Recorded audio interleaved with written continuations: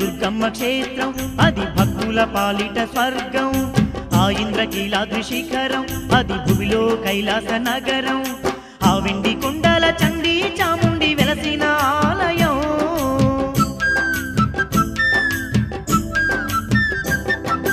ఆ వెండి కొండల చండీ చాముండి వెలసిన ఆలయం మహిషాసురుణ్ణి మట్టి గరిపించిన మహంకాళి స్థిరవాసం చూడరో దగదగ మెరిసే ఆ ఇంద్రకీలాద్రి పర్వతం చూడరో